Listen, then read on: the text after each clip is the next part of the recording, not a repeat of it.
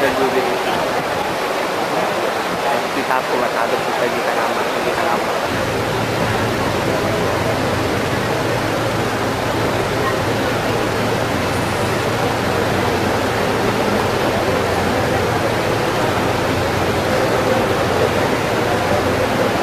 Light कम है यार।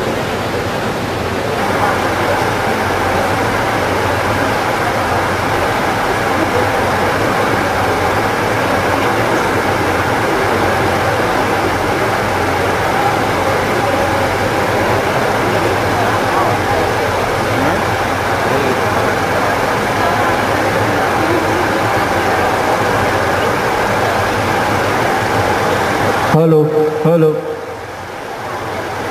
Hello hello hello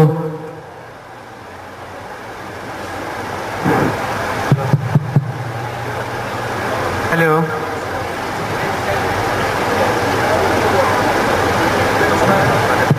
hello hello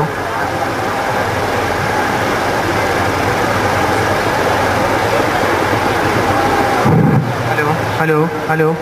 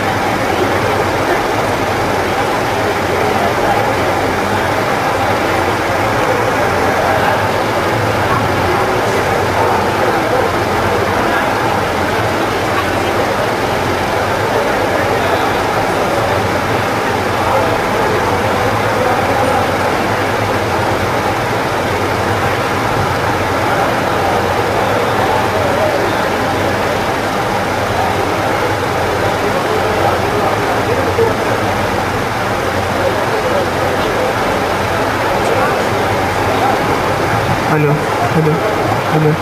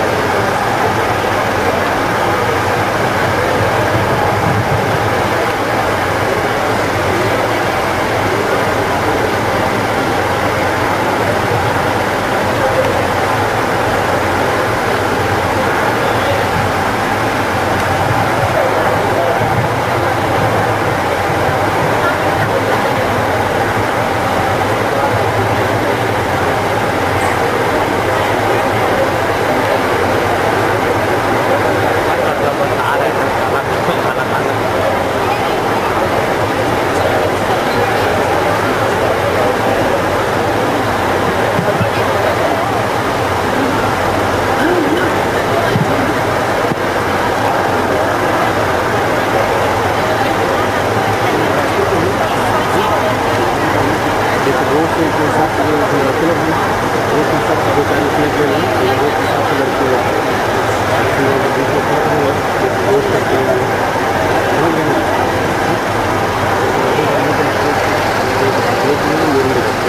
कहाँ पर अपना प्रोग्राम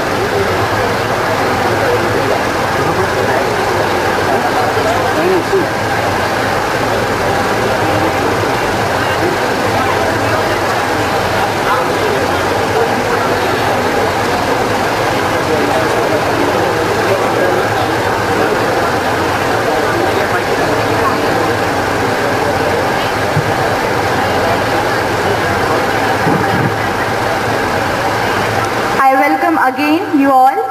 आप सभी काफी उत्साहित हैं। उत्साह तो आपके चेहरों से छलक रहा है। बस कुछ ही क्षणों की देर है, कुछ ही क्षणों में विशिष्ट अतिथि हमारे बीच पधारेंगे। कृपया शांति व्यवस्था बनाए रखें और अपना अपना स्थान ग्रहण कर लें।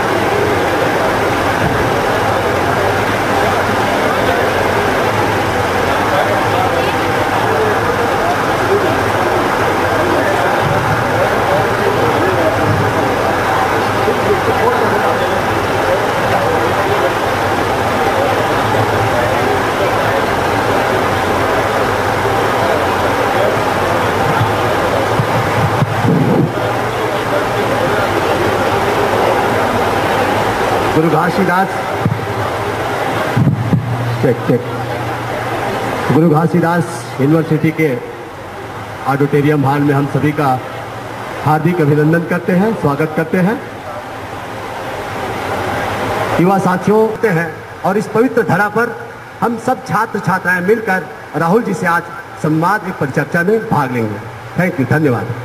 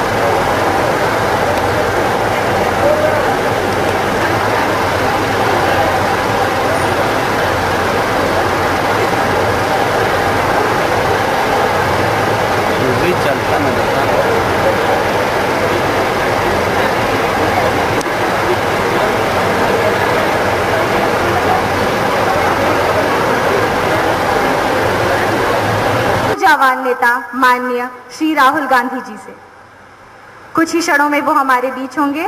कृपया शांति व्यवस्था बनाए रखें।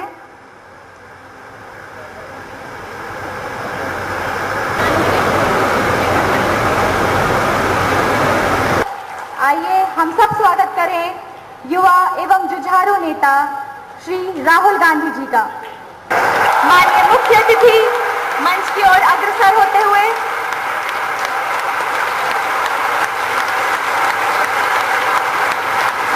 माननीय श्री राहुल गांधी जी हमारे बीच पधार चुके हैं। वह बहुप्रतीक्षित क्षण आखिर आ ही गया।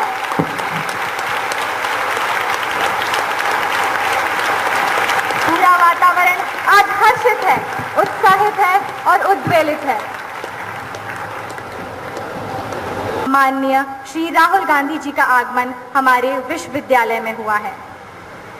Let me highlight the words by Ralph Emerson that nothing great was ever achieved without enthusiasm, and nothing great in this world has been accomplished without passion. With both these qualities of enthusiasm and passion, we have a great personality amongst us. So please welcome most energetic and icon of youth and energy, Shri Rahul Gandhi ji.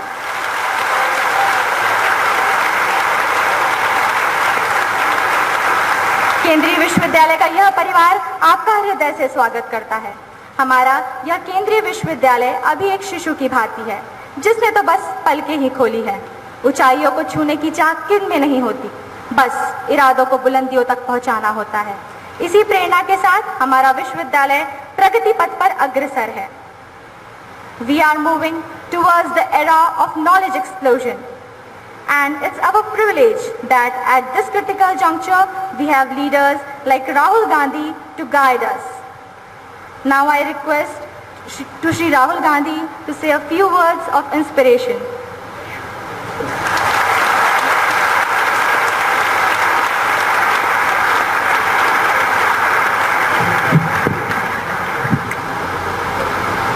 नमस्कार। हिंदी में बोलना है, अंग्रेजी में बोलना है, दोनों में बोलना है? हाँ, दोनों में, ठीक है। तो सबसे पहले मैं आपसे कहना चाहता हूँ, आप यहाँ आए इसके लिए बहुत बहुत धन्यवाद। मैं थोड़ा लेट चल रहा हूँ, तो इसके लिए मैं आपसे माफ़ी मांगना चाहता हूँ। ये प्रोग्राम हम क्यों कर रहे हैं? ये राजनीतिक प्रोग्राम नहीं है। मैं जब भी कहीं जाता हूँ, युवाओं से,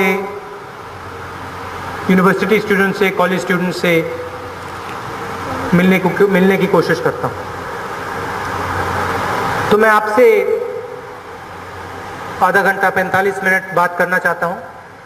आपकी जो समस्याएं हैं उनको समझना चाहता हूँ, आपके जो सपने हैं उनको समझना चाहता हूँ। थोड़े से सवाल आप मुझसे पूछिए, थोड़े से सवाल मैं आपसे पूछता हूँ।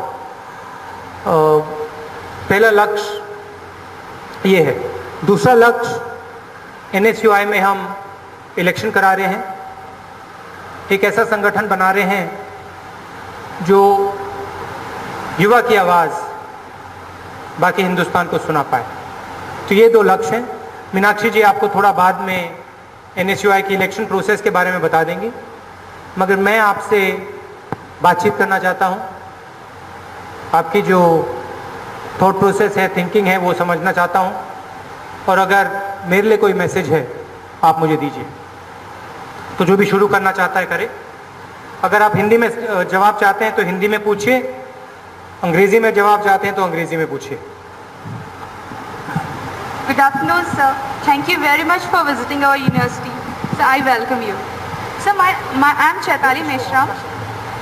I'm a student of MSc from Rural Technology. So my question to you is, the Indian administration has spent 62 years in the upliftment of rural areas. But we see the administrators are exploiting the rural areas. So in your view, what will happen about rural development? I'm actually not able to hear you properly because of this fan. Can you just say it loudly and just repeat it? Yes, sir, absolutely. Sir, I'm Chaitali Mishra. Yeah. I'm a student of MSc from Rural Technology. So my question to you is, Indian administration has spent 62 years in the upliftment of rural areas. Yeah. So, but we see the administrators are exploiting the rural areas. So in your view, what will happen about rural Okay. development? So, Thank you. your question is in a way related to something that my father had raised many years ago, which is that for every 1 rupee that goes to the rural areas, 85 paisa doesn't reach. That is your question, right? Why is it that our ability to develop rural areas is not as good as it should be? There are a number of reasons for this. Principal reason is participation of people in politics. People like yourselves, students, who are today a huge part of India, you are not able to participate in politics. Politics is a closed system. You have to know somebody in politics, or you have to have a relative in politics, or maybe you have to have money. So the first reason is that the political system is a closed system. It's not an open system. So the first solution is, how can we open this system to more and more people, to youngsters, to people like you? What can we do to this system to make it easier for people like you to participate? I think, and the thinking we have in the Youth Congress and in the NSUI, is that we should be building democratic organizations. Democratic organizations, in democratic organizations, the voice of the youngsters will be heard. That is why we are doing the NSUI election and the Youth Congress election all across the country. In 2 years, we will have the only democratic political organization, youth organization in the country. So that's the first step. I think your responsibility there is to make sure that you participate in these type of processes, that when you see something that is wrong, that you step forward. Today in the earlier meeting like this, one of the boys said, I'm a doctor, why should I go to the village? So you have a responsibility as youngsters, as students who have gained a lot from this country. You have a responsibility towards other people in this country, people who don't have the opportunity you have. So that's the first part of the answer. The second part of the answer is that we are unable as a country to identify the poor people. Most of you here will have a form of identification. Most of you will be able to go to the system and say, I'm so and so.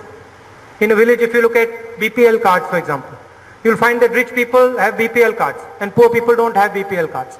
You'll find that a poor person, he does not have identification. The government system is not able to identify that person. So he is, in a sense, he is existing. But for the government programs, he is not existing. The extreme example of this is Naxalite areas, where the government itself is not existing. Where the government should be providing services, the government itself is not there. There's less extreme areas where the government is existing, but the identification of the poor people is not there. So one of the things we have to think about is, how do we make sure that every Indian gets an identity? And this is something that we started, a lot of you might have heard, Nandan Nilekani is now involved in the Universal ID project. Universal ID project is that every Indian, whether he is rich or poor, should have an identification. Half the reason we are not able to do, half the reason my father raised that issue that 85 paisa is being lost is because the government does not know where and who the money is being delivered to. So that is something that we have to look at. I think if you want to look at this question more generally, then you have to start looking at infrastructure and education. Infrastructure, roads, telecommunications, railways. So getting to the village, it is much more difficult for services to reach the village because there is no road, because there is no railways, because there is no telephone. So at a broader level, you have to see these, you have to see the big picture of infrastructure. That, in short, would be the answer to your question. But I think the good part of it is that there is a lot of energy among you people. Whenever I walk into a room of students, there's a lot more energy among you. And if anybody can do this job, you can do this job. So I'm very confident meeting people like you, students like you, here in Raipur, elsewhere in the country, that I'm very optimistic, because I think you people can very easily solve this problem. But I think the attitude is important. You have to look after yourselves, you have to look after your family. But you also have to understand that you're part of this country and you have a responsibility to other people. If you're a doctor and they say, okay, please go and spend time in a village. Those are your brothers and sisters in the village. And they are the people who will make this country grow fast. So that responsibility is also required. Does that answer your question? Good afternoon, sir. I'm Nikita Zakaria. My question is, India is an agriculture-based economy. Even then, each and every year, we are listening. Some part of the country is affected by flood, the rest by drought. We want to know what is the permanent solution for all these droughts and floods. We have all heard about the scheme for connecting all the major rivers across the nation. What about that scheme? Well, I have personally looked into, not very deeply, but at a superficial level, the idea of joining rivers together. And I can tell you that this idea is not going to solve the problems it is designed to solve. In fact, it is my belief that playing with nature in that manner will actually cause much bigger problems. That's my personal belief. Can you solve the flood issue? You can manage the flood issue much better than you manage it today. But part of life is facing challenges. So you will never have a situation where there is no challenge. You can manage floods much better than they are managed today. Playing with nature at a large scale is a very dangerous thing to do, because the power of nature is much, much bigger than our power. So I hesitate in these large type of projects where you take rivers that have been flowing for thousands of years and link them to each other and move them in ways they were not designed to be moved. So my concern is about irrigation. Should our agriculture always depend on monsoon itself, or we can have alternate irrigation systems? No, I think that is a major issue in India. Not just the fact that we depend on the monsoon, but also that because of global warming and because of other issues, we are going to face a serious water crisis. And the signs of this problem are very, very clear. You go to Bundelkhand in Uttar Pradesh and it's obvious over there. Too many people have put hand pumps into the ground. Water level is falling. There was an article some time back about how low the water level is going in various parts of India. So it is a much bigger problem than linking rivers and these quick fix solutions. And it's a very, very serious problem, which the government in Delhi is looking at. And it's a problem, if you were to ask me, and I'm not I don't know the future, but if you were to ask me, I think this will be one of the biggest problems that we will face, which is the water problem. And just yesterday I went to a meeting of National Employment Guarantee Scheme, where they were suggesting that we should be looking at using NREGA to build some of these structures, to look at how we conserve water, to look at how we use water. Now, some people from the World Bank had come to me some time back saying that, a city like Delhi has as much water as a city like London, but 90% of the water in Delhi is wasted. The infrastructure is bad, so the water is wasted. You must have seen these tankers, sometimes they're going on the street and half the water is pouring out onto the street. So it's a problem that has to be attacked in multiple ways, not just one method. Irrigation is one answer. Water harvesting is another answer. A mentality of conservation is a third answer. And it has to be a nationwide strategy where you think about these things. I worry very much about people coming out with simple answers to complex questions. So when someone says a country like India has a water problem, and the answer is link all the rivers together, I worry about that. Because that to me, generally when you try to find a very simple answer to a complicated problem, you're going to cause a bigger problem. And an example of this, is what has happened in China. Just today somebody sent me an article about the big project that is being carried out in China, the Three Gorges Dam. Have you heard about this project? It's a massive hydroelectric project that is being carried out in China. And you can see the effects of this project. This project is having massive ecological effects. It is having effects even in our mountains. So playing with nature is a very dangerous thing to do. And often the result that you expect is not the result you get. So one has to be careful. What do people can I ask a question? सर्वप्रथम मैं एक सवाल पूछ सकता हूं? क्योंकि आप लोग मुझसे पूछते हैं, मैं आपसे भी जानना चाहता हूं। ये जो हिंदी में पूछूं, अंग्रेजी में पूछूं? हिंदी। तो ये जो, अच्छा कौन कौन जवाब देगा? आप बताइए।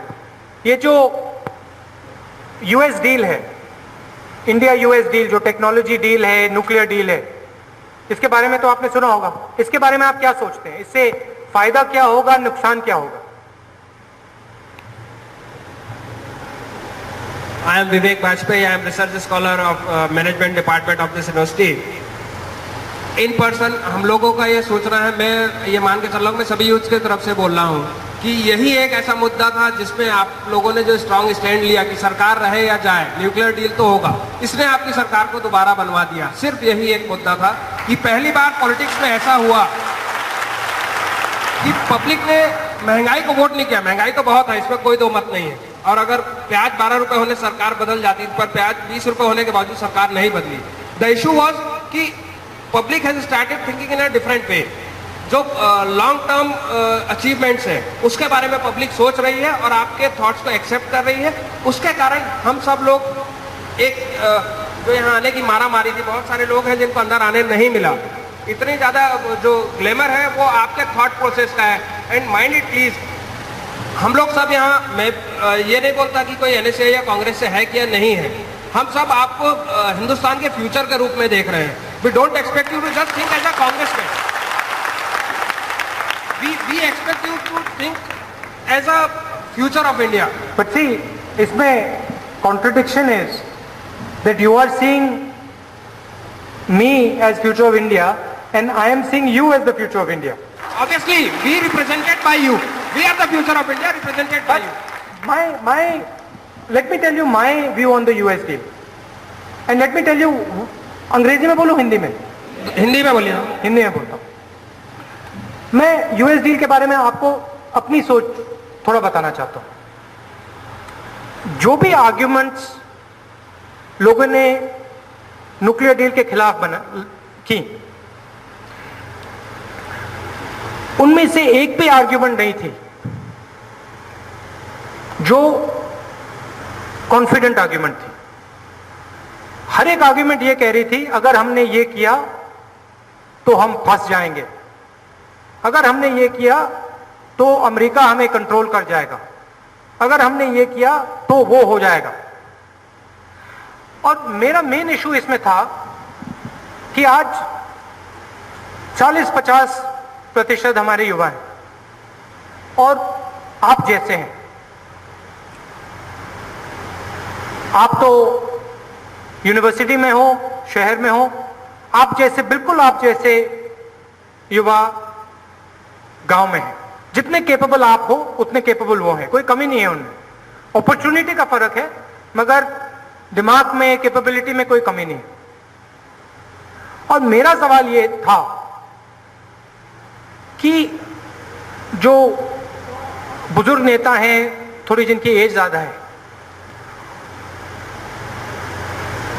वो अगर इस कमरे में आते या ऐसे हजारों कमरे में जाते जहां हिंदुस्तान का युवा बैठा है, तो उनको 1 मिनट में बात समझ में आ जाती कि हमें किसी से डरने की जरूरत नहीं है और हमें जो भी डिसीजन लेना है, चाहे वो सही डिसीजन हो या गलत डिसीजन हो, डर के नहीं लेना है। क्योंकि डर की जरूरत ही नहीं, क्योंकि हमारे में जो कैपेबिलिटी है वो किसी को भी मैच कर जाएगी। मैं अमेरिका में पढ़ा हूं, इंग्लैंड में पढ़ा हूं, और मैं वहां के लोगों को पहचानता हूं, वहां के युवाओं को पहचानता हूं, यहां के युवाओं को पहचानता हूं। और मैं आपको बहुत क्लियरली कह सकता हूं कि किसी चीज से हिंदुस्तान को डरने की जरूरत नहीं। और मेरा मेन इशू यह था कि जो भी आर्ग्यूमेंट्स सीनियर नेता बना रहे हैं यूएस डील के खिलाफ, वो सब डर के आर्ग्यूमेंट्स हैं। कॉन्फिडेंस का आर्ग्यूमेंट एक भी नहीं था। और इसलिए हमने कहा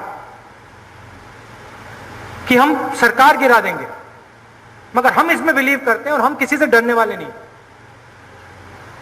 और हमें मालूम था कि आप लोग और हिंदुस्तान का ये जो युवा है इस सेंटिमेंट को समझेगा, क्योंकि आप लोगों को भी मालूम है, आप लोगों की जिंदगी में आपने इस देश को बनाना है और आप किसी से नहीं डरते हो। और हमें इस देश को किसी से डरने की जरूरत नहीं है। पिछली मीटिंग में मैंने किसी से पूछा, आप बाकी दुनिया के बारे में क्या सोचते हो? उन्होंने मुझे कहा, पहला शब्द पाकिस्तान की बात शुरू कर दी। अब हमारे जो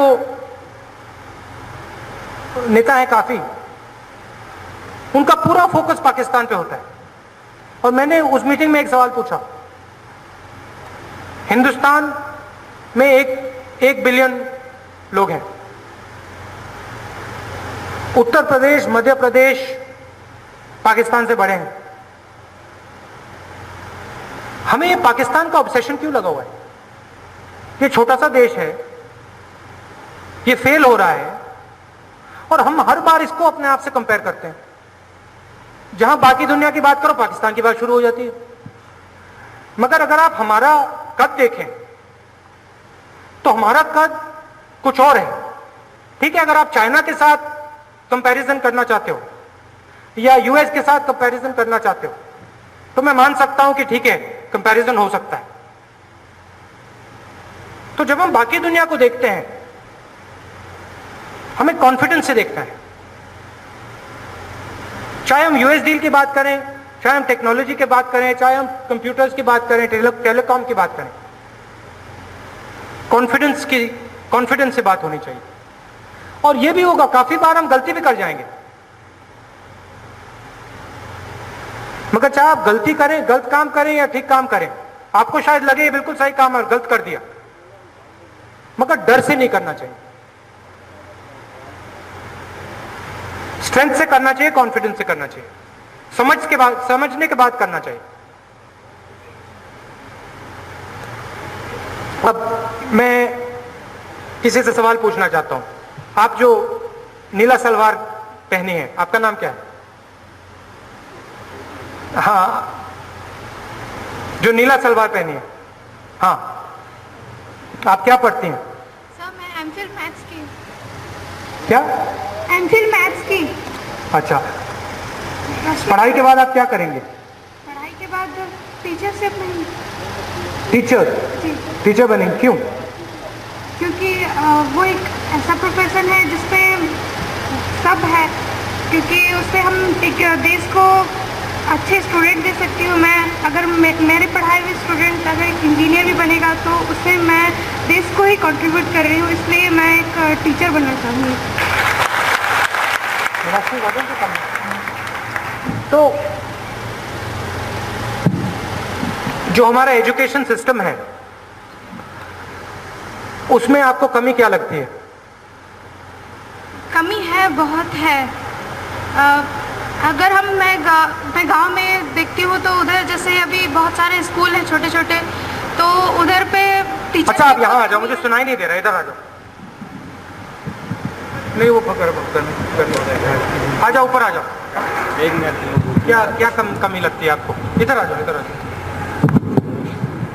क्या कमी लगती है? मुझे ये कमी लगती है क्योंकि अगर मैं गांव तरफ में देखती हूँ तो वहाँ पर हिंदी मीडियम से भी पढ़ाई होती है और वहाँ पर टीचर्स की बहुत कमी है, जिसकी वजह से वो स्टूडेंट जो सिटीज़ में रह के पढ़ते हैं उनकी बराबरी नहीं कर पाते हैं, और वो लोग और बहुत सारा पैसा भी लगता है एजुकेशन में जो वो लोग अफोर्ड नहीं कर पाते हैं। इस वजह से भी बहुत दिक्कत आती है पढ़ाई में। अच्छा, अब इस पे कोई कमेंट कर सकता है, करना चाहता है? आप करिए, बताइए। हम शिक्षा की बात करें तो अगर हमको शिक्षा में सबसे बड़ी कमी नजर आती है तो वो है आरक्षण।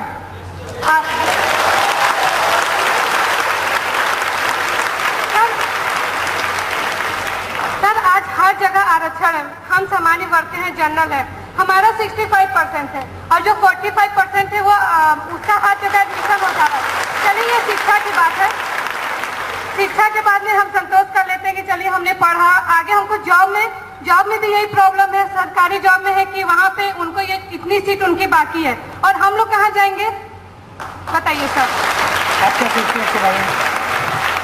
वो ठीक है, एक मुद्दा है, लेकिन ये है कि मैं बेसिक नॉलेज की बात कर रही हूँ कि वहाँ पर जो छोटे बच्चे हैं उन लोगों को बहुत दिक्कत आती है, क्योंकि वो उतना अच्छा एजुकेशन नहीं प्राप्त कर पाते हैं जो उनको मिलना चाहिए। फिर बाद में उनको जॉब के लिए तो दिक्कत होती है, और वो सब जो भी है वो उसके बारे में क्या। Thank you. अच्छा, अब आरक्षण के बारे में मेरा एक सवाल है। इस कमरे में एससी और ओबीसी कितने युवा हैं? ठीक है, अब आप में से कोई आरक्षण के बारे में बताइए मुझे। हाँ, आप बताइए, आप एससी हैं या ओबीसी हैं? मैं एससी का छात्र। हाँ, बताओ आरक्षण के बारे में बताओ। जी, आरक्षण जो रखा गया है बहुत जरूरी है, जो बाबा साहब अम्बेडकर ने दूरदृष्टि लगाया और ये मतलब आरक्षण को संविधान में स्थान दिया, बहुत जरूरी है। क्योंकि आजकल जाति भावना बहुत है। जाति भावना मतलब गांव में जो छोटे नीच जात के हैं वो किसी ऊंचे पद पे नहीं होते, बड़े जात के लोग हैं वो उनको आगे बढ़ने नहीं दिया जाता। मगर आप आरक्षण को सपोर्ट करते हैं? जी, सपोर्ट करता हूँ, क्योंकि अगर आप लोग जाति भावना हटा देते हैं तो फिर आरक्षण को भी हटा दीजिए। अगर जब तक जाति भावना है तब तक आरक्षण होना चाहिए और जरूर होना चाहिए। तो इसमें एक बात तो क्लियर है, इसमें एक बात तो क्लियर है कि इस कमरे में आरक्षण पे डिसएग्रीमेंट है। काफी लोग कहते हैं कि आरक्षण होना चाहिए। कौन कौन कहता है कि आरक्षण होना चाहिए? हाथ उठा के दिखा जरा। आरक्षण होना चाहिए। अच्छा, और काफी लोग कहते हैं कि आरक्षण नहीं होना चाहिए, तो डिसएग्रीमेंट है। तो इस डिसएग्रीमेंट को कम कैसा किया जाए? अच्छा, पहली बात ये डिसएग्रीमेंट क्यों होता है? कोई मुझे बता सकता है? सर, ये डिसएग्रीमेंट इसलिए है क्योंकि अपॉर्चुनिटी कभी भी सही नहीं मिलती। टॉप लेवल से नीचे लेवल तक पहुंचने में रिसोर्स हो या कुछ भी हो, पहले ही वो 85% गायब हो जाता है। तो रिजर्वेशन आप आज से 1000 साल तक भी कंटिन्यू करिए, तब तक उसका सही रिजल्ट नहीं मिलेगा जब तक लोअर मोस्ट लेवल तक 100 पैसे ना पहुंचे।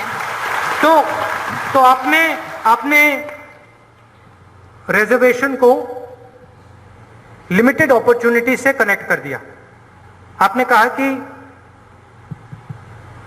अपॉर्चुनिटी सबको नहीं मिल सकती, इसलिए रिजर्वेशन जरूरी है। सही बात है? No sir, give.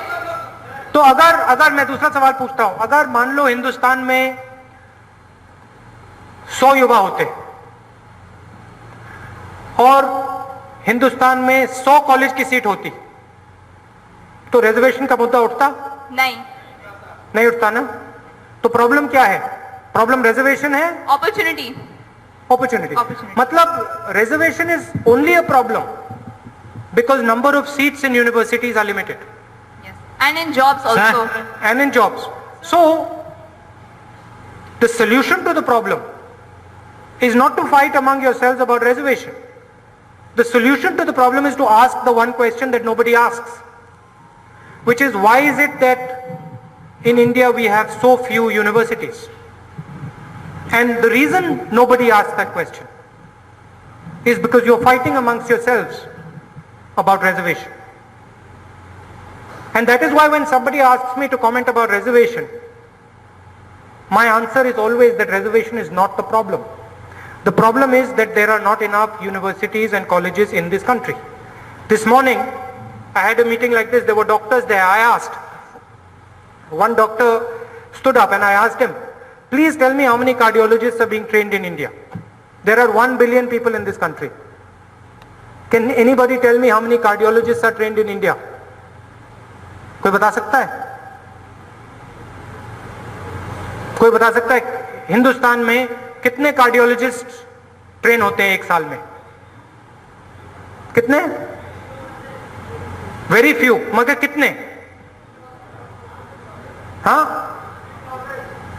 37 cardiologists are certified in India every year. Now, if only 37 people out of 1 billion can be a cardiologist, there is going to be a fight for those seats. So the problem is not about reservation. The problem is, why are there so few seats? Why are there so few colleges? And that is the problem that you people should be asking about. Not how those few seats are divided, but why is it that in a country like India, there are only 37 cardiologists being produced every year? That's the question. And when you fight about reservations, the people who benefit from you not asking that question have an easy time. Because there are a lot of people who benefit because 37 cardiologists are being made in India. So it's nice and it's fun to debate about reservations, and you should do that. But in this debate you're forgetting the most important question. And the most important question is access of education to more and more youngsters in India. And that's the question I ask. Whenever I'm told about this reservation thing, that is the question I ask. I don't get into whether reservation is right or reservation is wrong. Reservation is a result of a certain issue, of a certain problem. And the problem has nothing to do with reservation. The problem is to do with the number of seats in colleges, the number of colleges, the number of teachers in colleges, the number of professors that we are training. And that's what I like to focus on. I don't know what most of you think about that. So, sir, I agree with the fact that reservation is necessary. Why is there people, whenever I go to colleges like this, it will be divided into two. One group will say reservation is good, other group will say reservation is bad. Sir, I just want to say one thing, sir. हाँ, कहाँ हैं आप? Sir, जो हमारा reservation का जो policy है, sir, उसका जो criteria है, sir, that should be changed, sir. और it should be reviewed, sir.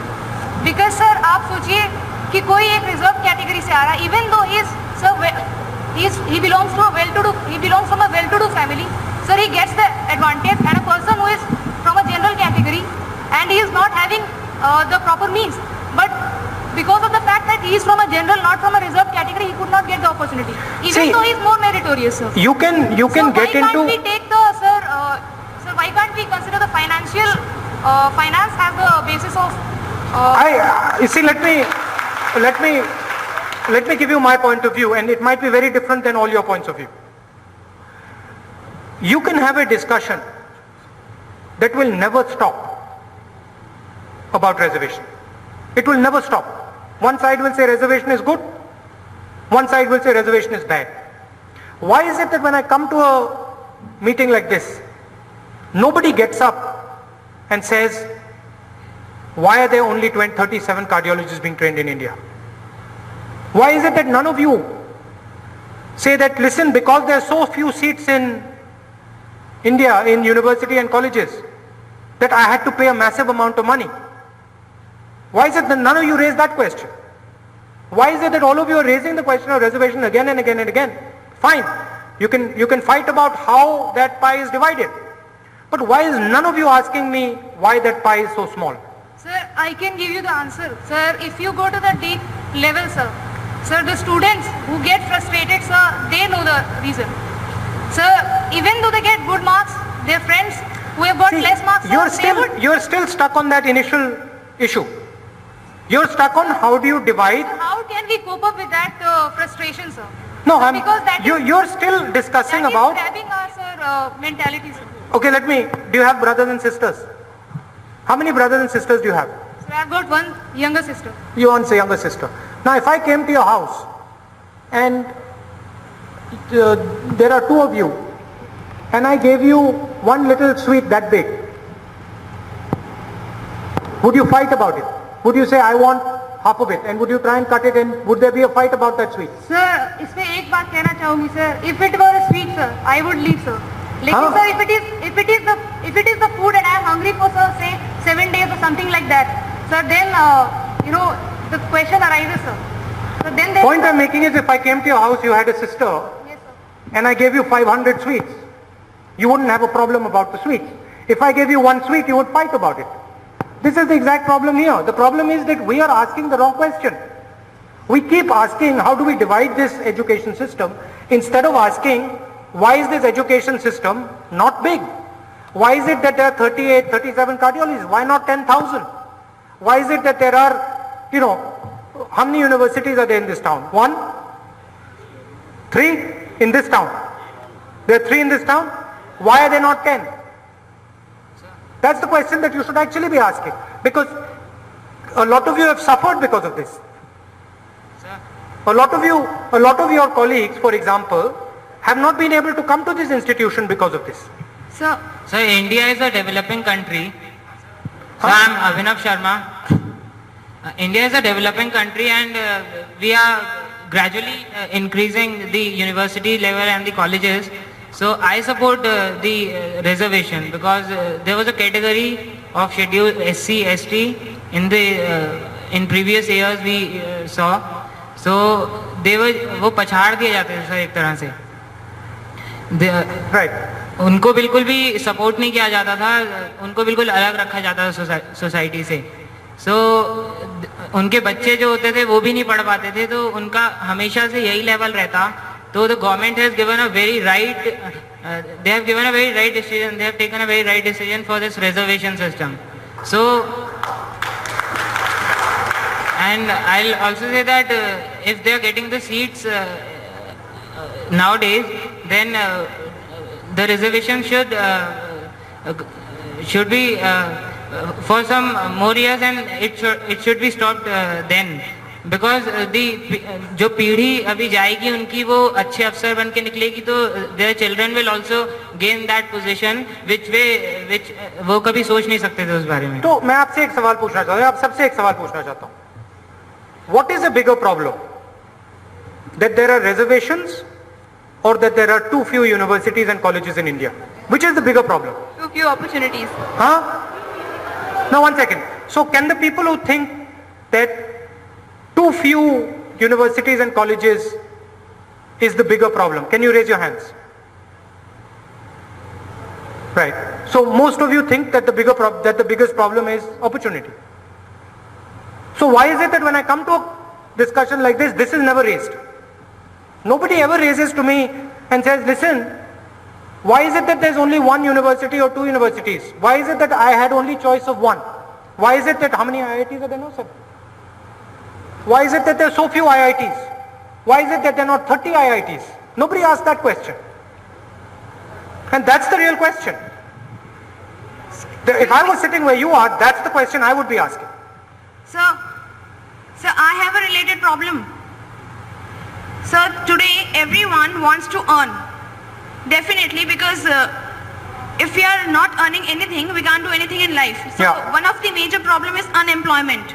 So why not the education system is impacting on more and more knowledge getting at the school and at the college level for the employment? Why it is like that? The education system is not focusing on the job. Why are we wearing? Now to me this question is a much more important question than anything that has been asked so far. She's raised something fundamental. Why is it that I can go to Mizoram, I can meet the topper of the university in Mizoram, and he can tell me that I don't have a job?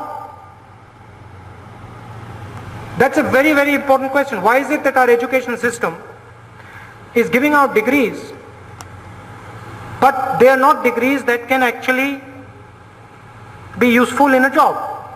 Now, I've got some views on that. One of the reasons is because industry and education in India, they don't communicate at all. Education is an independent system. Industry is an independent system. So the demands of industry are not reflected in our education system. So for example, if you go to Bangalore and you speak to the Infosys people, they'll tell you that, we get a lot of people from university, but we have to have our own university to train them for software. So there is definitely that integration required. Integration between the universities and colleges have to talk to industry, and industry has to talk to universities and colleges. See, education is part of a chain. Education is not an isolated island. It is part of a chain. It begins when you're born, and the chain ends, or some parts of it end when you enter your job. So the whole aim of education in my mind, of course, educating people, teaching them, but the end result of education should be that the person is employed. And the end result of our education system, in a lot of cases, doesn't do that. Our education system is geared towards giving degrees. For example, I said the gentleman in Mizoram, I actually met the topper in the university, sorry, not Mizoram, Meghalaya. And he was crying, saying that I don't have a job.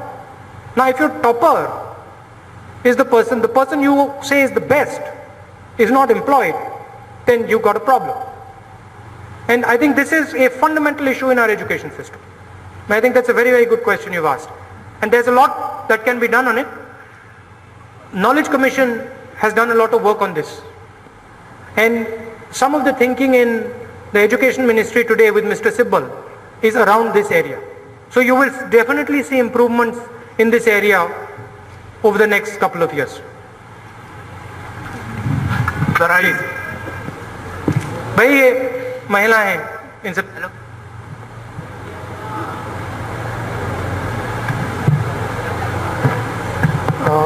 Good afternoon, sir. First of all, thank you very much for coming our university. I welcome you. So my name is Mitali. I'm a student of BA Honours Political Science. And my question to you is, in the era of late Shri Rajiv Gandhi ji, Indian economy developed a lot in the field of electronic technology industries. So when you become Prime Minister of India, then in which field you develop our country? No, I mean, this Prime Minister question always keeps coming. I mean, I'm not... You are a future Prime Minister. No, but I'm not, I don't see myself as a future Prime Minister. I see myself as somebody who is raising the issues that you want raised. Now, about Rajiv Gandhi ji. Rajiv Gandhi ji saw technology as an enabler of Indian people. Technology only worked because it was matched with your brilliance, with your competence. Computer is useless without the person who's using the computer. And what Rajiv ji believed in was your capability. And he understood that if your capability is matched with the computer and with technology, you will be able to do wonders.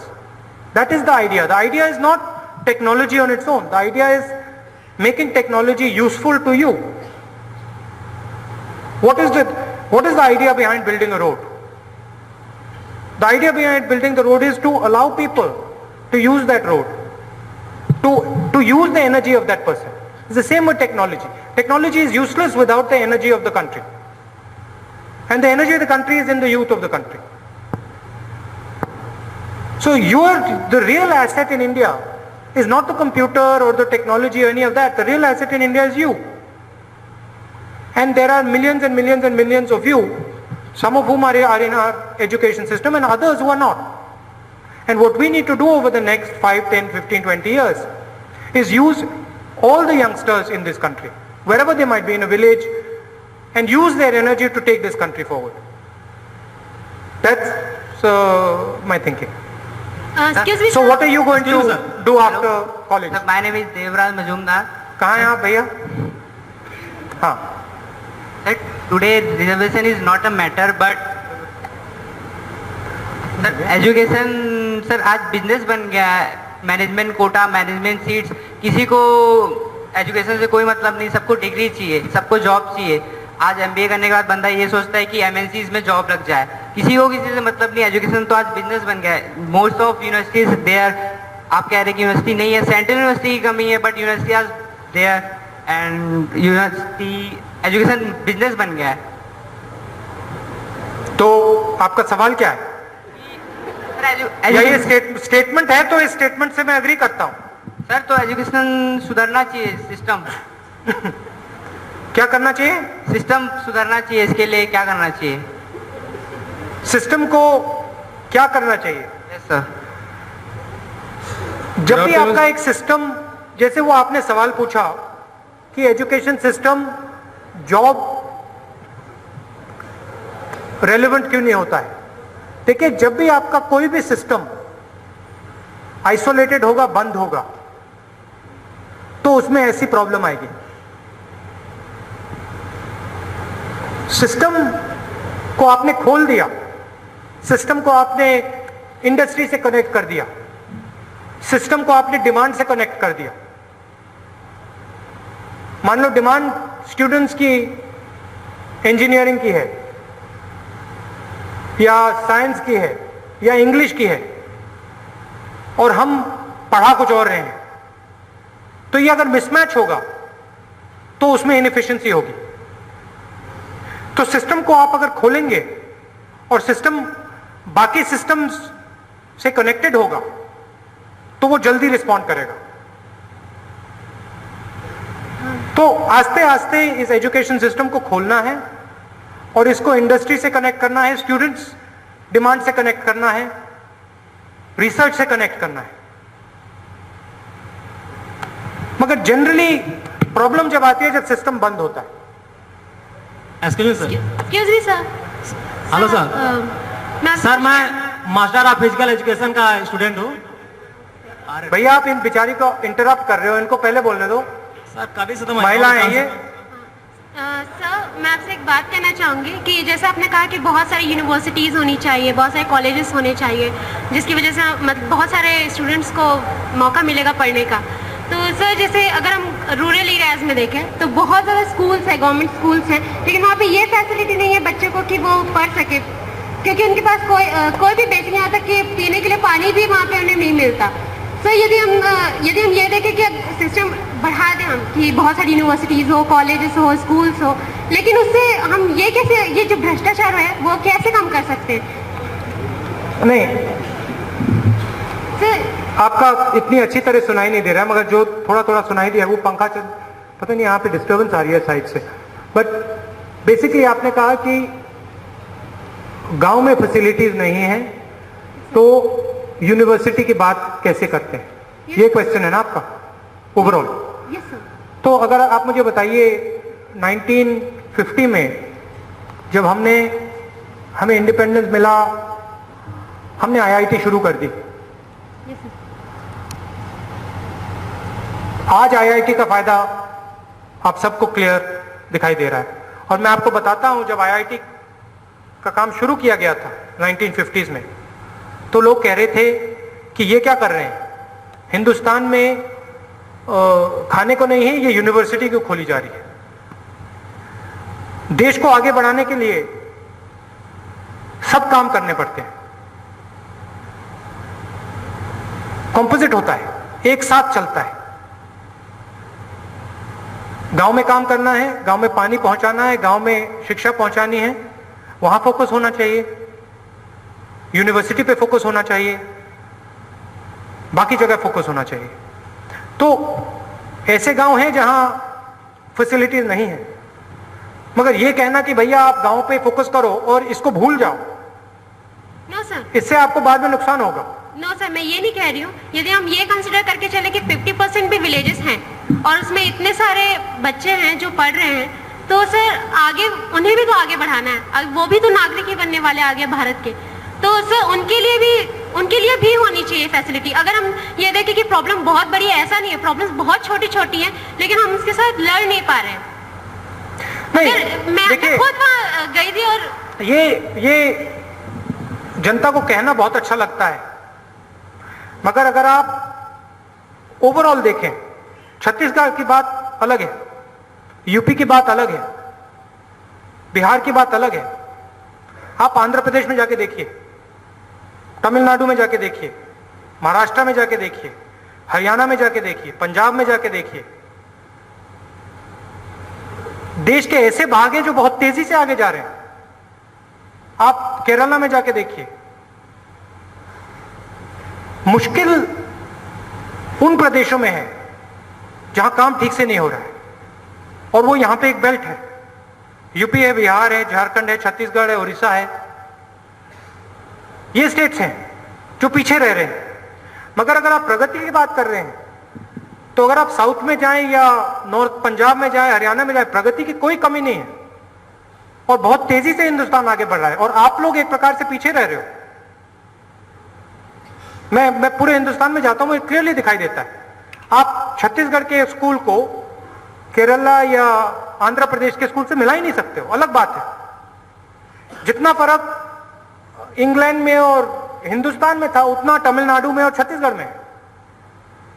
अगर आप तमिलनाडु का school देखें, कर्नाटक का school देखें, आंध्र का school देखें, आप हैरान हो जाएंगे कितनी तेजी से वो आगे निकल गए। और ये मुश्किल है कि देश का एक भाग, और एक प्रकार से सबसे बड़ा भाग, क्योंकि यूपी और बिहार सबसे बड़ा है, वो बिल्कुल आगे नहीं जा रहा है। और मेरी सोच है कि इसमें लीडरशिप की बात है। जब तक आपका लीडर इंटरेस्ट नहीं लेगा तब तक प्रदेश आगे नहीं जाएगा। अब आप आंध्र प्रदेश की बात देखिए। आंध्र प्रदेश में चंद्रबाबू नायडू जी थे, ऑपोजिशन के लीडर थे, मगर मैं कहता हूं कि उन्होंने आंध्र प्रदेश के लिए काम किया। 10 साल वो रहे, उसके बाद राजशेखर रेड्डी जी आए, वो भी उसी प्रकार से काम करते हैं, तेजी से काम करते हैं। 15 साल में आंध्र प्रदेश बिल्कुल बदल गया। अगर आपके टॉप लीडरशिप को इंटरेस्ट नहीं है, टॉप लीडरशिप मतलब सीएम, अगर सीएम को इंटरेस्ट नहीं है तो कहीं कुछ नहीं होने वाला है। अगर सीएम को इंटरेस्ट है तो 10-15 साल में स्टेट को बिल्कुल बदला जा सकता है। और ये आप दिल्ली में देखिए, आंध्र में देखिए, हरियाणा में देखिए, बहुत स्टेट्स हैं, तमिलनाडु में देखिए। तो सबसे जरूरी बात है कि जो लीडर है वो स्टेट को बदलने में इंटरेस्टेड है या नहीं, और इसमें आपकी जिम्मेदारी है, क्योंकि लीडर को आप चुनते हैं। अब मुझे निकलना पड़ेगा क्योंकि सर ऐसा एक और प्रोग्राम है भैया, एंड करना पड़ेगा, क्योंकि मैं यहां भी आना चाहता हूं आपसे नमस्ते करने। सर एक संगठन के लिए सवाल है। हेलो मीना, हाँ संगठन के लिए क्या? सर यहाँ से, हाँ ये सही, ठीक है सर। आपने जो NSUI में आंतरिक लोकतंत्र का निर्माण जो करना चालू किया है, चुनाव के जरिए जो लीडरशिप डेवलप करने का काम चालू किया है, वो बहुत अच्छा है सर, और हम लोग इसका स्वागत करते हैं। पूरा प्रदेश अभी सदस्यता अभियान में लगा हुआ है NSUI के, और इसके बाद इलेक्शन होने हैं। और मैं सर कैंडिडेट हूँ सर, मेरा नाम महेंद्र गंगोत्री है, मैं स्टेट प्रेसिडेंट के लिए कैंडिडेट हूँ, मैं लड़ रहा हूँ। और मैं आपको धन्यवाद देना चाहता हूँ कि सर आम सदस्य, आम छात्र जो राजनीति में ऊंचा सपना नहीं दे सकता था, उसका कारण था कि जो लीडर हैं उनके बच्चे, उनके प्रभाव के लोग ही यूथ कांग्रेस NSUI में आ जाते थे। लेकिन आपने इसको समझा और चुनाव के माध्यम से जो जमीनी लीडरशिप है उसको आप तक पहुंचाने का काम जो आपने चालू किया है सर, उसके लिए हम लोग आपको धन्यवाद देते हैं। और मैं चाहता हूं कि ऐसा ही काम यूथ कांग्रेस और सीनियर कांग्रेस में भी सर होना चाहिए। Thank you. ज्यादा से ज्यादा लोग NSUI में मेंबर बनिए और ज्यादा से ज्यादा लोग इलेक्शन लड़िए। और हमारा सिस्टम है, हम आस्ते आस्ते लोगों को ट्रेनिंग देंगे, सिलेक्ट करेंगे और आपको राजनीति में आगे बढ़ाने की कोशिश करेंगे, इन्वॉल्व करेंगे। तो ज्यादा से ज्यादा लोग इंटरेस्ट लीजिए, क्योंकि ये आपकी जिम्मेदारी है, आपका भविष्य है। आप सबका बहुत बहुत धन्यवाद। नमस्कार।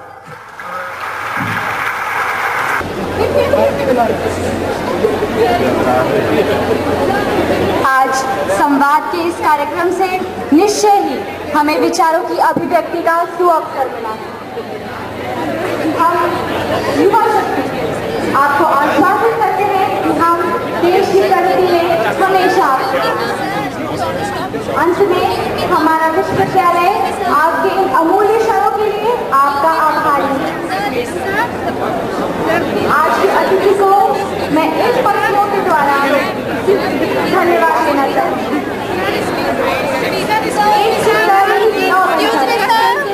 एक चिंगारी नोबेल प्रेरणा की ज्योति शक्ति युवाओं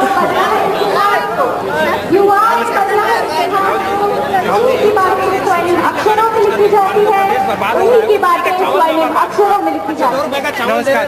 हम सब धन्यवाद करेंगे माननीय राहुल गांधी जी का, जिन्होंने यहाँ आके हम सबको कृतार्थ किया, हम सभी के प्रश्नों का उत्तर दिया। धन्यवाद।